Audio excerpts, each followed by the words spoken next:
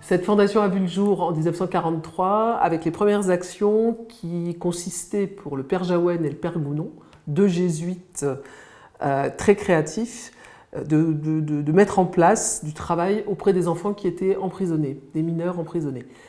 Bien sûr, les choses ont évolué, des maisons de correction aux prisons pour adultes où étaient enfermés les mineurs. Aujourd'hui, on a des dispositifs beaucoup plus adaptés pour ces jeunes.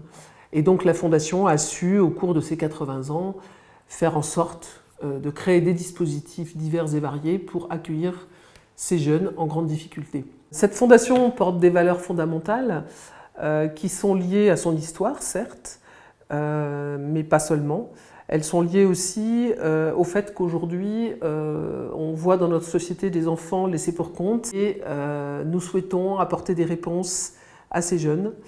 Et nous souhaitons en particulier apporter des réponses en termes d'éducation.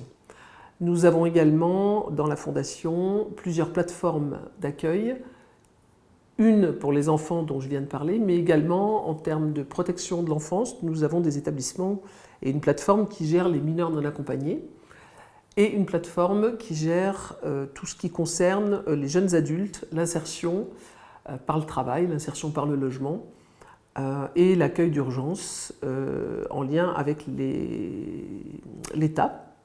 Donc ces trois plateformes gèrent directement bon nombre d'établissements, une vingtaine au total, et nous avons également un service de prévention spécialisé, un foyer de jeunes travailleurs, mais également un territoire dans la Creuse, le département de la Creuse, avec 2 établissements au sein de ce département.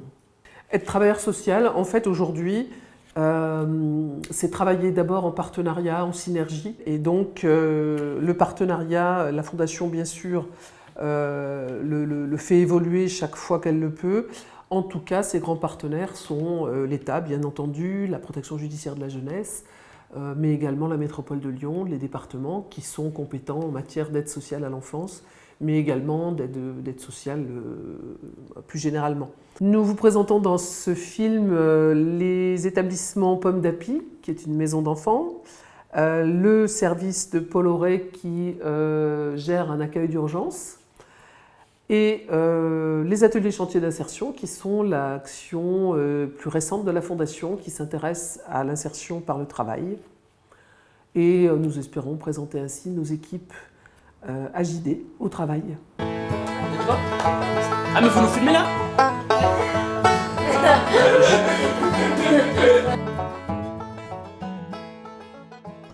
J'ai eu la chance de connaître le père Gounon, le fondateur des AJD, et il y a deux citations qui m'ont marqué. La première, l'accueil commence par un sourire, et la deuxième, pour les jeunes qui n'ont personne le soir à qui raconter ce qui s'est passé dans la journée. Pour moi, c'est ça les AJD. Lorsqu'on accueille un jeune, on l'accueille avec le sourire, parce qu'il faut être porteur d'espoir, et on échange sur là où il en est, ce dont il a besoin, et plus tard viendra le livret d'accueil, le DIPEC. On accueille un jeune avec ce qu'il est. Bah, les premiers jours, ils étaient nuls. Voilà. J'aimais pas les premiers jours. Voilà. C'était difficile parce que je connaissais personne et c'était un nouveau truc pour moi. J'étais assez renfermée dans ma chambre, genre je parlais pas vraiment avec les gens, mais enfin les jeunes.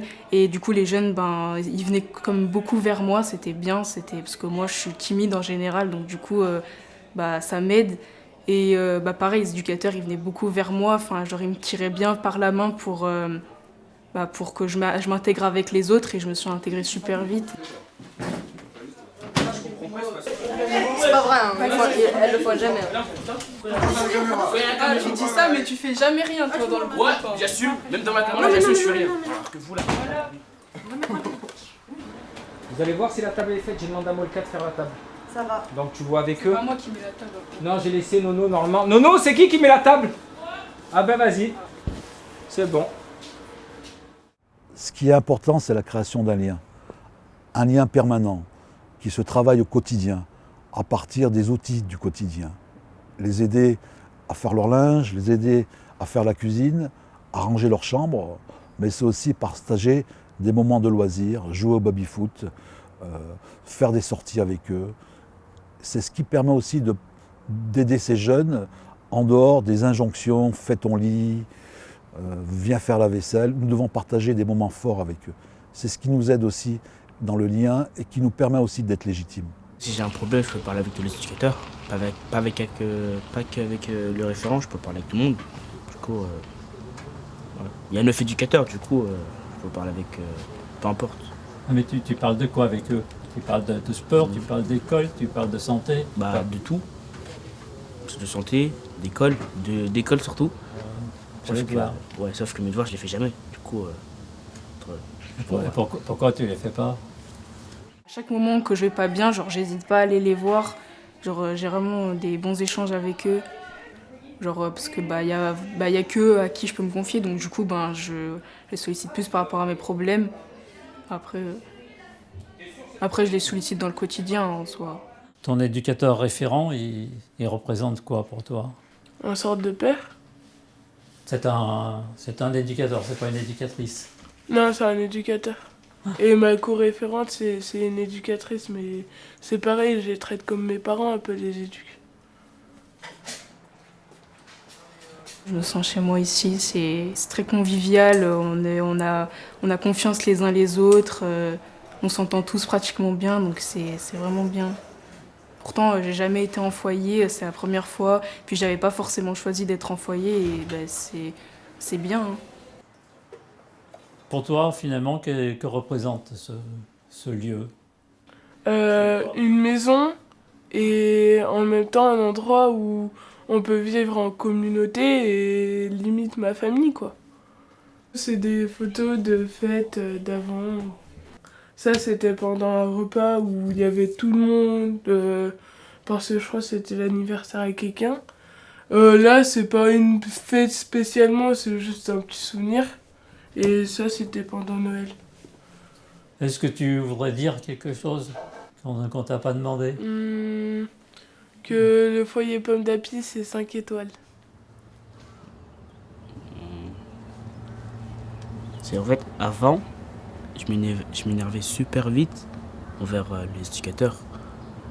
Et maintenant, je me contrôle mieux. Parce qu'avant, je m'énervais vraiment. Mais là,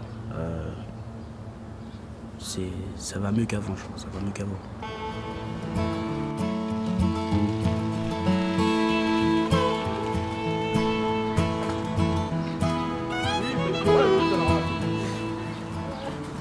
Samuel, il avait rendez-vous chez l'ortho, mais en fait, Fabrice est au courant puisque lui, il est venu à 10h ce matin. Okay. Donc, il est parti, on lui avait donné les 20 € qu'il devait donner à l'orthophoniste. Et du coup, il est parti et il est revenu en ayant donné l'argent, normalement.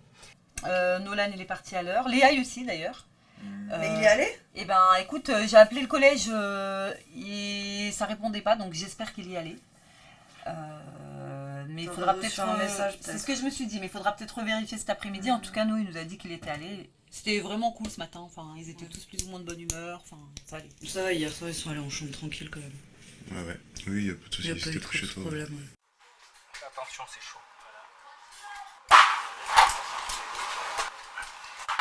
Appelez les autres, ça c'est pour nous. Allez, toi, t'as pas chance, hein. La semaine prochaine. Là, ils ont de la chance. Hein. 3. J'ai dit, Juju, elle est en vacances la semaine prochaine, elle, déjà.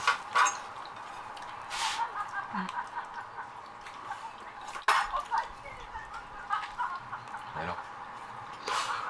Oui, c'est vrai que toi, t'es en vacances déjà depuis le mois d'avril.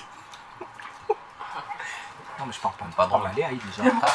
T'as vu, c'est senti visé, incroyable. Oh, je te jure, je parle avec Léa. Pourquoi tu t'es senti visé là? Tu me regardes alors. Ah non, je te regardais pas, je regardais Léa. Ouais. Bah, arrête de me parler. Inch'Allah, ce que nous Il a dit, j'espère qu'on va. Inch'Allah, on va au lac. Attends, peut-être une réponse. C'est une affirmation, c'est tout.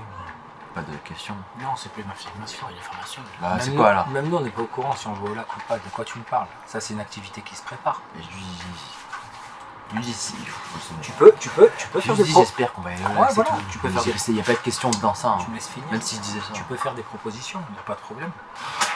Mais... Vous regardez vos services, hein, chacun fait un service, là, je vous cours pas derrière. Hein. Tu l'as fait un vent, je crois. Qu'est-ce qu'il y a, Juju? J'allais dire tes petits pois, ils étaient trop... Ouais, je sais, mais bon... Tu t'es amélioré, hein. C'est vrai? L'autre, on va ramener les autres trucs. Mais j'ai dit, hein.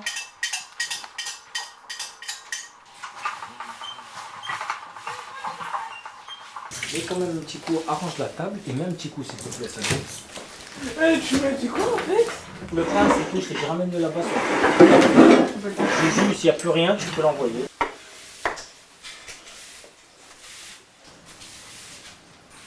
Non, moi j'ai pas de rendez-vous, mais toi t'en as un 11h15 avec ton AS demain. Ouais. Ouais, et tu vas avec Amandine. À 11h. Ouais, 11h15. Peut-être tu viens à 14h. Moi je viens à 14h. Ouais. Viens plus tôt alors. Pourquoi tu veux que je vienne plus tôt? Je vais aller vers 20h. Je veux que tu m'emmènes manger dehors. Tu vas aller manger dehors? Ouais. C'est une invitation? Tu m'invites. C'est toi qui m'invites? Ouais, c'est moi qui invite, mais c'est toi qui paye. D'accord. Bon, ça comme ça. Ouais. On verra Samuel.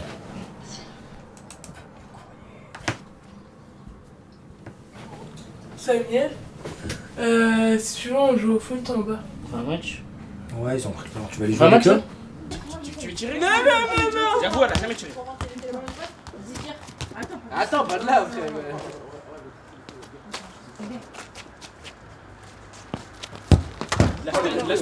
Attends, Katia, il reste un but. Là. À la main. Allez.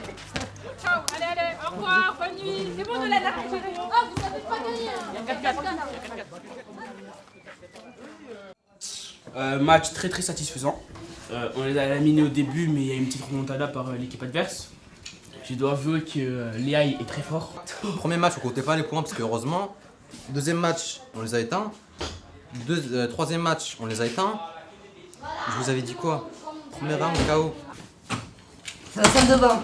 La salle de bain, là. Ouais. Arrête, elle est propre. Par contre, éteins ton ventilateur quand tu sors de ta chambre. C'est trop chaud. Et tu le rallumes quand tu rentres. Il sert à rien là. Non, je vais le dire, je m'en fous, c'est pas moi qui paye. Léa, tu vas à l'école bien demain comme aujourd'hui? Vas-y, au revoir. Allez, bonne nuit. Bonne douche. Ouais. Refais des glaçons. Notre secteur est aujourd'hui confronté à un enjeu majeur. Comment prendre en charge les jeunes mineurs qui nous sont confiés? Comment aider les jeunes adultes à évoluer vers une vie meilleure? Nous avons mis en place depuis quelques années notre plateforme Enfance et Famille qui regroupe l'ensemble des établissements protection de l'enfance des AJD et nous avons également mis en place une transversalité pour les jeunes, pour les salariés en termes de formation mais également en termes d'évolution de projet. Cette plateforme permet et aide les jeunes à évoluer dans leur parcours. Pour l'un, ça va être un type d'accompagnement qui peut évoluer vers une autre structure. Pour un autre, ce sera un événement qui à un moment permettra aussi de déclencher une autre type de prise en charge. La Fondation essaye régulièrement d'adapter et de faire évoluer nos réponses. Quelle que soit l'infrastructure, quelle que soit la situation géographique, quels que soient les bâtiments, l'abri, le vrai, celui qui protège, c'est l'éducateur, l'adulte qui s'est investi aux côtés du jeune. Placée à sa naissance, en famille d'accueil, à 5 ans, donc elle est en MEX, sur la région parisienne jusqu'à ses 16 ans. Pour elle, une période très compliquée, elle est harcelée par les jeunes dans le cadre de la MEX. Je pense qu'elle a de la violence sexuelle. Alors qu'elle avait à peu près 13 ans, elle essayait de retrouver trace de sa famille d'origine et donc elle découvre qu'elle a un grand frère qui a 2 ans de plus qu'elle. Et lorsqu'elle le retrouve, son frère la viole. Elle est mise à l'abri dans des hôtels malheureusement mal fréquentés. Il y avait des prostituées. Il y a une maquerelle qui la prostitue. Ça dure 1 mois. Elle se sauve. Ensuite, elle rencontre donc son compagnon. Elle part vivre donc chez les parents de celui-ci. En 93, elle est victime de violences de la part du compagnon, mais également des parents de monsieur. Fort heureusement, il y a les voisins qui, à un moment donné, sont alertés par les bruits. Ils alertent la police. Ça reste une demande couple ou Non, c'est plus une demande couple. Ils ont.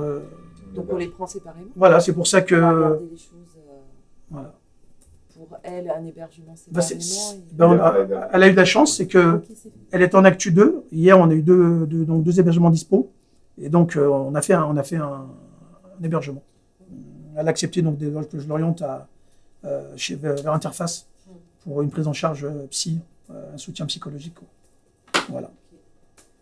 Bon, en tout cas, voilà, on en est là pour elle, et puis on va voir si monsieur maintient la demande. Mais nous, on a une 60aine de places d'hébergement d'urgence pour hommes et femmes seuls en grande majorité, et à la marge pour des modules un peu plus importants pour des couples ou des familles monoparentales, ou même couples avec enfants, ça nous arrive de temps en temps.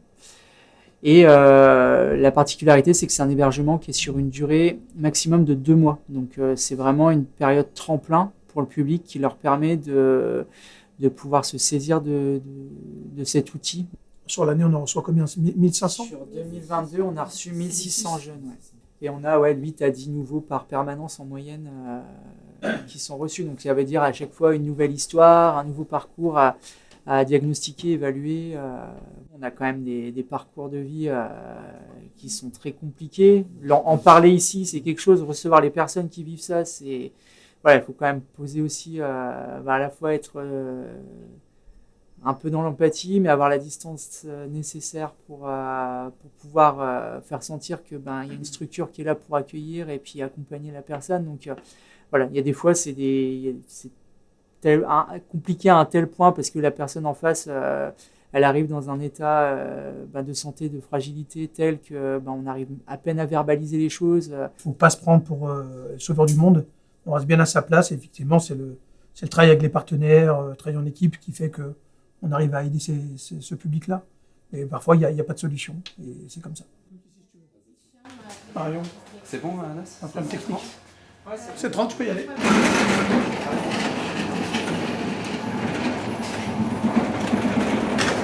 C'est vous qui avez le plus d'actualisation aujourd'hui sur la place d'hébergement, donc vous allez être hébergé ce soir.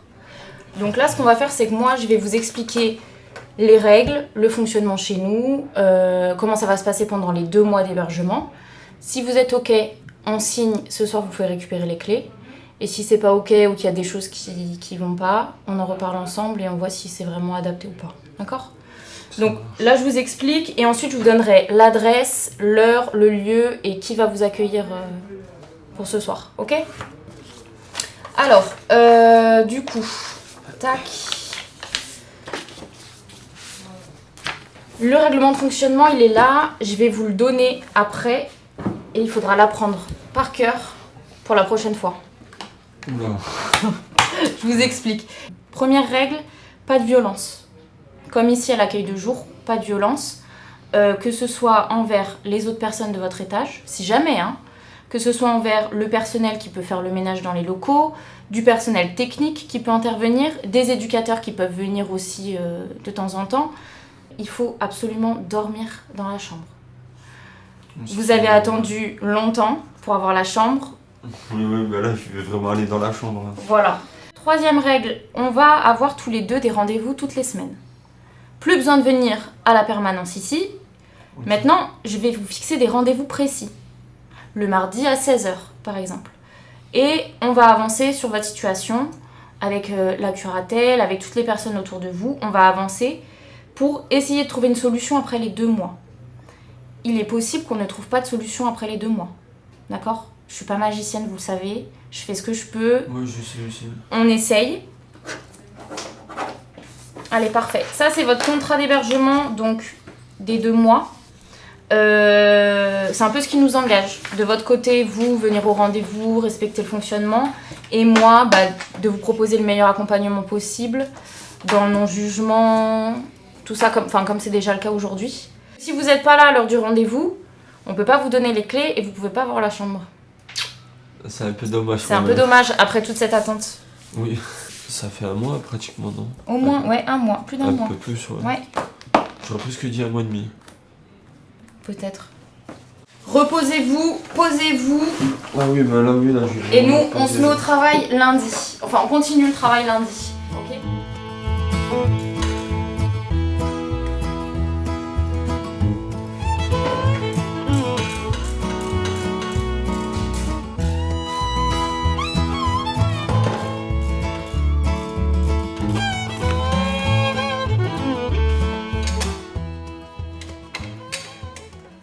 Mon métier de base, c'est assistant social.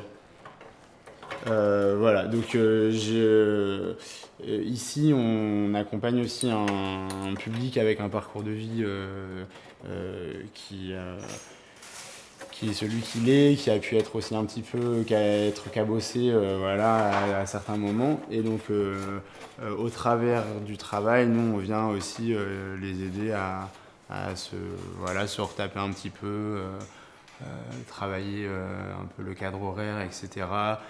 Et c'est censé être un peu une petite escale aussi professionnelle pour pouvoir derrière rebondir et poser les choses à plat ici, avec l'accompagnement du coup d'Olivier sur le plan de formation, l'accompagnement de anciennement Chloé et maintenant Stéphanie sur tout ce qui est administratif. Donc les gars, tout est centralisé ici. Et ce qui fait qu'à la fin, ils sont censés sortir avec une situation qui est stabilisée. Typiquement, ce que j'aimais bien, c'était l'idée de pouvoir aussi se restaurer soi-même au travers la restauration de vélo ou en même temps. Et donc il y avait une espèce d'image et de cohérence en fait entre le travail et sa propre vie aussi, quoi.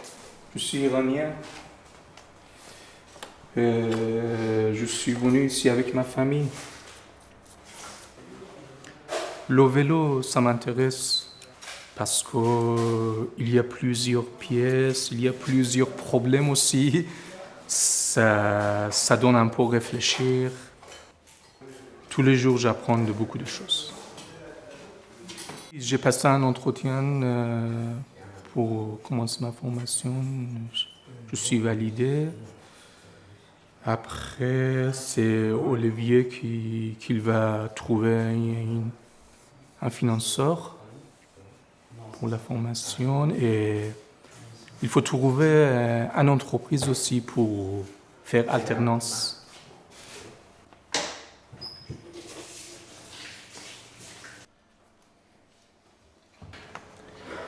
J'aime bien le mécanique. En plus, je suis mécanicien d'automobile. Et puis, par rapport à mes accidents que j'ai eus dans ma vie, et puis j'ai trouvé ce travail très bien pour moi. Comme ça me convient parce que c'est plus léger qu'une voiture. Tous les deux épaules, la coiffe, et c'était abîmé et puis ils m'ont opéré. On reçoit des vélos qui sont dans un sale état, on va dire. Et puis on décortique tout, comme ici, vous voyez. On nettoie tout, on graisse tout. Et puis les câblages, les freins, tout ça. Voilà, on donne une deuxième vie, presque.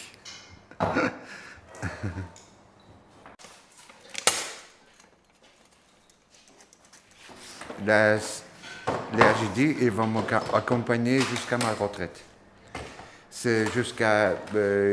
on va commencer à demander la retraite le mois prochain. Comme ça va durer à peu près 6 mois, peut-être plus long. Et ils vont m'accompagner jusqu'à ma retraite. Je pouvais rester ici.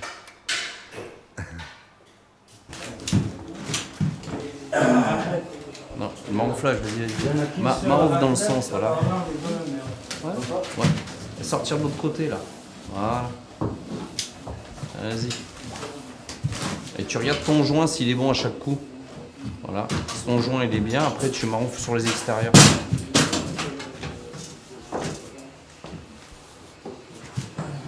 Vas-y, continue comme ça tout le long. Il est là. Mais il y avait une autre qui tourne.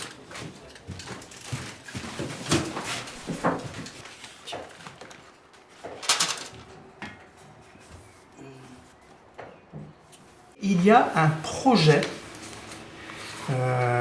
que je voudrais te proposer. Ce projet, c'est que tu fasses l'entretien de la CI, voir si ça te plaît. Et ce que je te propose, c'est de rentrer en formation. Ton sourire me dit que tu as vraiment envie de la faire, cette formation. Ah, mais j'ai envie, moi, depuis. Imaginez-vous, j'étais dehors et tout ça. J'ai vécu dehors, pas une année, pas deux. Mais là, ça fait 3 ans que je reprends le relais. Là, j'ai pas à choisir, quoi. Surtout par rapport à mon âge et tout ça. Est-ce que le fait d'avoir Olivier sur place, assistante sociale, c'est vraiment un plus pour vous? C'est normal parce que par rapport à la paperasse et tout ça, déjà ça nous fatigue parce qu'on bosse toute la journée, on n'a pas le temps de, pour gérer la paperasse, les papiers et tout ça. Alors Olivier nous aide à avancer, quoi. Toujours le plus dur, c'est de venir. De se lever le matin. De se lever le matin. C'est le plus dur. Moi, ce que j'apprécie particulièrement à la CI, c'est quand même l'accueil qu'on reçoit, la bienveillance et le non-jugement, parce qu'on vient tous avec notre parcours et nos difficultés. Et moi, j'apprécie justement qu'on m'accueille avec bienveillance. J'aimerais être peintre, voilà, faire la peinture. Parce que moi j'ai un diplôme, moi je fais agent de maintenance de bâtiments de collectivité. Et je trouve des offres, mais malheureusement, pourquoi j'arrive pas accès à ces offres? Parce que je suis pas véhiculé, j'ai pas le permis, je suis pas véhiculé, voilà. Moi actuellement par exemple, je suis en train de passer mon permis. Donc pour moi la priorité actuelle c'est ça. Pour l'instant, je suis là dans la menuiserie, mais ça me plaît, mais par rapport à mon âge et tout ça, je vais changer. Là, j'ai demandé, quand je change, je vais aller vers l'entretien, un nettoyage et tout. Pour ma part, lorsqu'on a livré le chantier des bureaux à côté, qu'on a eu terminé après plusieurs mois de chantier, justement, me rappeler, refaire un tour, justement, et me rappeler tout ce qu'on a fait, tout ce que j'ai appris dessus, ça a été une grande satisfaction. On a donc, à partir du moment où j'étais là, installé la structure en bois qui tient le plafond, les murs. Nous avons ensuite fait tout ce qui est peinture, évidemment. Et puis, enfin, nous avons fait le sol. Sachant ce qui est intéressant ici, c'est donc le fait que, bien que ce soit un atelier menuiserie, en fait, on fait surtout vraiment du BTP. Globalement, on fait vraiment du travail de chantier et du coup, ça nous prépare à ce qu'on va faire dans la vie professionnelle, même si on ne fait pas de la menuiserie. Moi, j'ai un collègue qui me pose tout le temps la question Inchkachka. Ouais. Et moi, je dois lui répondre Gamaskamat. Ouais, ben doucement, Inchkachka. Doucement.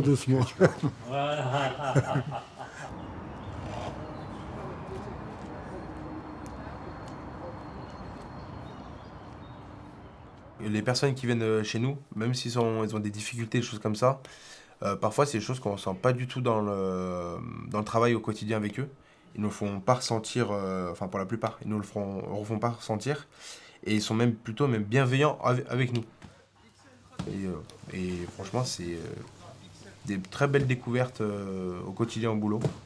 Le métier d'encadrant technique, c'est quelque chose qui est particulier par rapport à tous les autres boulots dans le social.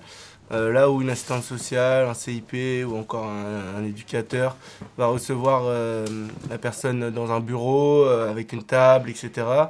Le métier d'encadrant technique qui consiste vraiment à accompagner sur le terrain, dans le travail. Et en fait, du coup, ça crée des relations hyper intéressantes parce que la personne va pas du tout se livrer, va pas du tout parler avec nous comme si elle était en face de nous dans un bureau. On est en train de soulever des meubles dans un camion, à parfois faire 2 heures de route. Et ça crée des dialogues et une confiance et un respect qui est hyper différent d'une relation derrière un bureau, comme je dis. En fait, on a un principe où on se base sur un pied d'égalité avec eux. C'est-à-dire on travaille ensemble, on transpire ensemble, on souffre ensemble. C'est vraiment le côté équipe, hyper fédérateur. Et comme disait Grégoire, les personnes sont... ce qui est riche dans ce métier-là, c'est vraiment la proximité. Parce qu'on retrouve d'habitude dans le travail social, on parle toujours un peu de distance, de mettre quand même certaines barrières. Alors que dans ce boulot-là, c'est moins évident de mettre des barrières parce qu'on a certaines limites, mais à la fois, il y a aussi une proximité avec eux, où on est un petit peu, comme on dit, on est au courant de un peu toute leur vie, ils se confient à nous parce que, voilà, on est avec eux au quotidien, on papote tous les jours ensemble, donc ce qui fait que c'est un autre aspect du travail social.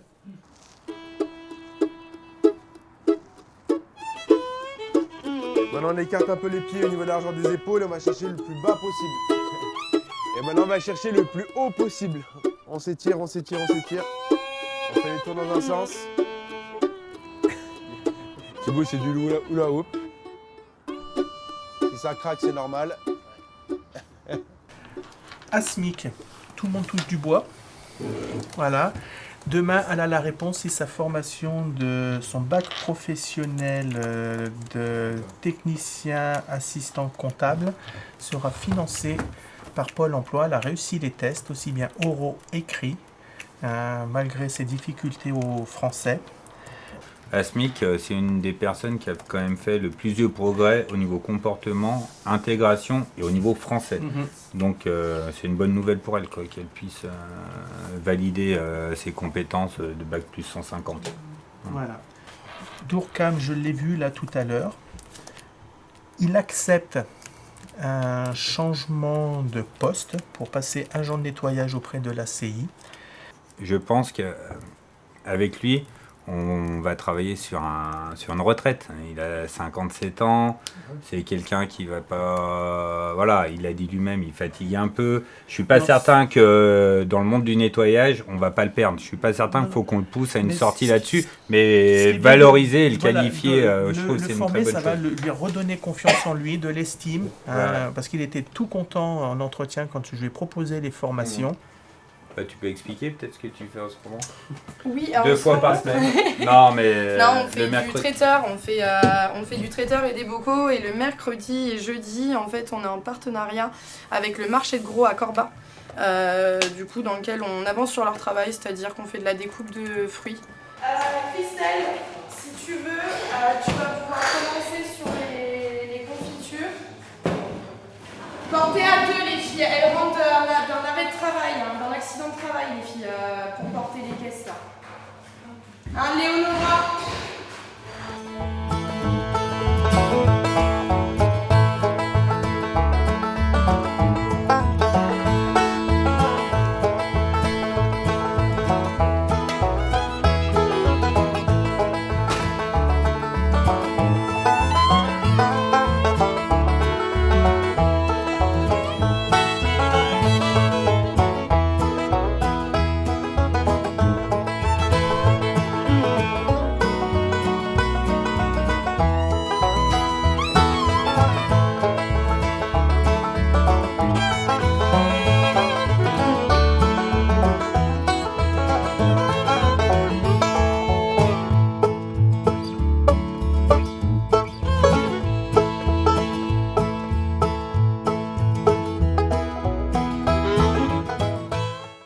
Dans ce film, nous avons voulu montrer, non pas tous nos établissements, parce que c'était impossible, il aurait fallu un film beaucoup trop long, mais nous avons voulu montrer un ensemble de situations qui sont les situations du quotidien, les situations de l'informel, l'informel qui devient formel dans le métier de nos éducateurs et de nos travailleurs sociaux.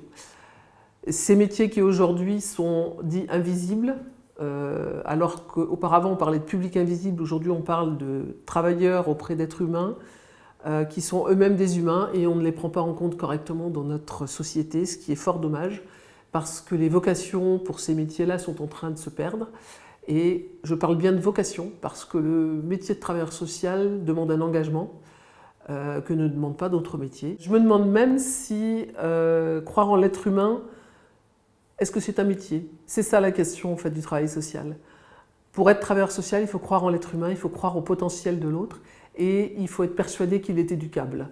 Éducable au sens noble du terme, pas dans le sens le faire rentrer dans un moule. C'est vraiment prendre en compte les besoins, travailler dans cet informel qui est le nôtre et permettre effectivement à des personnes de reconstituer le puzzle de leur vie quand cela est nécessaire.